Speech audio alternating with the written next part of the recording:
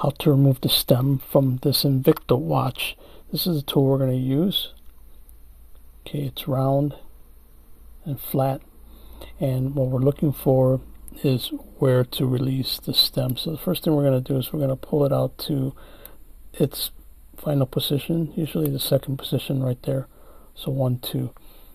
Now what we're looking for is where to release the stem. So for this watch, what we're looking for is this little button right here.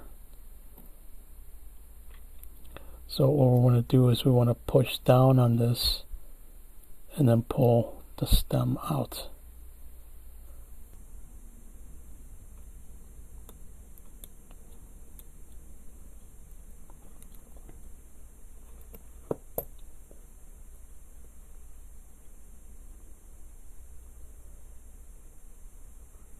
Alright, so there it is. Then we can just put it back in when you're done working on it. Just put it back in.